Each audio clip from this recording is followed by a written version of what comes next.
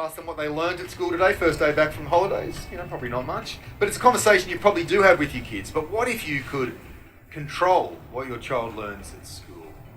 In a way, be there to decide on what they learn. Well, parental rights is the focus of proposed amendments to current education legislation by New South Wales One Nation's leader, Mark Latham. His bill proposes to ban any discussion of gender diversity in New South Wales classrooms if it's inconsistent with the values of parents.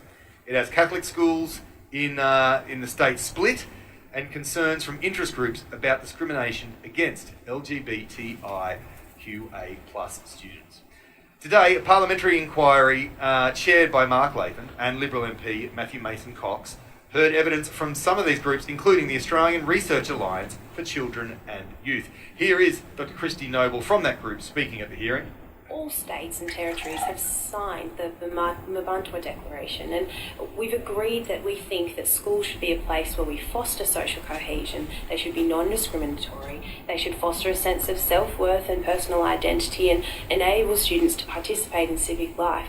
There are going to be so many issues that are not going to be universally agreed upon in schools. Things like creationism versus, evolution. And if we pull kids out of schools every time we disagree on things, we're not equipping them with the skills to participate in real life down the track. So I think there has to be a better way to resolve differences of views between parents and schools and children. You mentioned that you were quoting from something before, and it was from your submission. That's come from the guide from the Royal Children's Hospital in Melbourne, which has basically summarised the fact that trying to impose gender consistent with biological sex can be quite harmful to people, and that's been done historically. And in fact, if you go through the gender affirming treatment such as social transition, you can actually get rates of mental health issues such as depression and anxiety that reduce back to baseline if children successfully social transition. Is it scientific? Is it medical? Is that the part?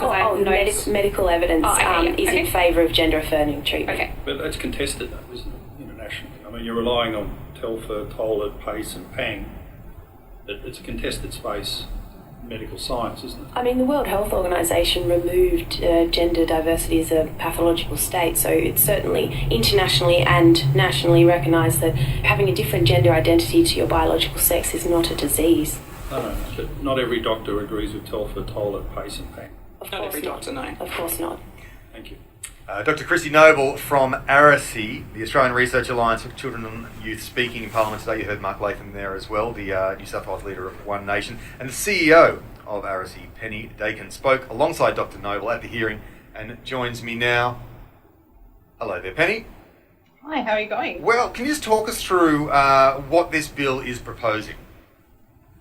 Essentially, the bill is proposing that to enshrine more deeply than it already exists in current legislation the rights of parents to be able to control, I guess, the content of what's being taught within our school system, particularly as it relates to what's being termed by the bill as the ideology of gender fluidity, and we would contest that language. It says here it proposes to ban any discussion of gender diversity in classrooms if it's inconsistent with the values of parents. Which parents? A majority of parents? How do these parents form a quorum in this case? Look, I think that's not very clear, and I think that's one of the failings of the bill as it currently stands. It's, is it going to be a case-by-case basis? Is it going to be whole school decisions? Is it going to be small groups or large? It's really unclear at this point, and I would say that that's an issue that's going to need to be addressed if it were to be passed through the Parliament. And as we heard earlier from Dr. Noble, the Mparntwe Declaration, signed by all education ministers across the country, can you explain that and how this could be affected? What that declaration does, as Dr. Noble articulated in the snippet that you had there, is it basically enshrines an Australia-wide commitment to making schools safe places and inclusive places where we try and build a sense of social cohesion, where we don't do routine discrimination against cohorts of people at a time. And that's been signed now by all Australian jurisdictions, including New South Wales. And what this bill would do would be to essentially undermine that declaration and undermine the New South Wales government's commitment to it. Is there an issue with parents not having enough control over what is taught to their children in schools? Look, I think your use of the word control is really interesting. Do parents have enough control? I don't know, and I think that's one of those things that each parent would have to have a case-by-case sort of examination of their own thinking around that. One of the things that we talked a lot about at the inquiry this morning was this notion of ideas. What this bill is seeking to prohibit is even a discussion of this idea of gender diversity. And one of the things that I feel very strongly about is that who are we to be the ideas police? There's a difference between indoctrination and education, and what this is saying is that you can't even have discussions, you can't even have conversations about what is and obviously a topic of some importance to young Australians, and that's gender and potentially the issue of gender diversity. Parents and the role that they play in education is fundamentally important, and ARACY very strongly believes that parents are the most important and first teachers of their children, and we would look to schools, to parents and students to develop relationships that encompass all three of them, that actually allow them to have these conversations so that they're not just one-off, we'll have a conversation about gender diversity and whether it's taught in our school, but the school has an understanding about the things that parents within their school community value, and that they approach the whole process of education and learning as a three-way relationship between school, parent and student.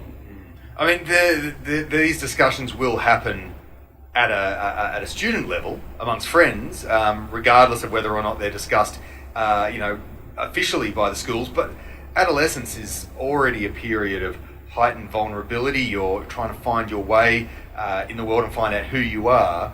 What impact would a bill like this have on a student's mental health, especially if they are starting to identify with LGBTIQA+? We know that students, all students, but particularly students who are exploring, trying to understand these issues in their own lives, do much better when they are in a school that offers a supportive, welcoming, safe environment, and that goes for all students. What we do by pushing conversations about ideas into back rooms or behind closed doors, or we say that they're not conversations that we're going to have, is that we lose the ability to be able to have informed, well-informed conversations. We lose the ability to be able to use the best available evidence to have those conversations, and so young people are going to be having potentially the wrong conversations with the wrong people. They're not going to have access to high quality resources, high quality supports, and that's only going to have negative impacts on mental health. This is a cohort of kids who are already much, much more likely to self-harm, to suicide, to do high risk behaviours, and by further demonising the issues that they're trying to deal with, all we will do is exacerbate those problems. And could this proposed legislation impact a teacher's role in supporting those students in the classroom if they can't even discuss the issues that they might be going through? Certainly we believe, and the organisations who appeared at the hearing alongside us this morning believe, that potentially it will reduce a teacher, but even more important than a teacher, but support staff like school counsellors, the people in the front office, the sporting coaches, other people who work with that child at the school. This could prevent them from actually making meaningful referrals to services, and it could therefore stop these young people accessing the services that they need to get help and support if they're struggling already. If a parent didn't want that stuff discussed around their children for whatever reason, what would their recourse be now at the moment? Yeah, my understanding of the New South Wales legislation is that there are processes already enshrined in legislation that would allow a parent to remove a child from a particular set of study. My understanding is it's currently quite arduous, and it's not an easy process to go through. I think that for me, the broader point is why. Why are we trying to police the things that our children are hearing, the ideas that are being put in front of them? We know that when a parent's engagement in their child's learning is operating well, what happens is it becomes an exchange of ideas. So we have a child who's born into a family where ideas are discussed, where relationships are formed. They go to school where more ideas are put on the table and they're brought back into that family setting, and they're again openly discussed, and debate happens and conversation happens. So we would say that the heart of that is relationship, the relationship between the child and the parent. And I would advocate strongly that we need to to do is build those and strengthen those relationships so that those conversations can happen, even if people disagree, even if that we don't like the ideas that people are hearing about. We want to be able to have a conversation about what that is and why the moral codes that we ourselves are using may prohibit that actually being a part of that person's life.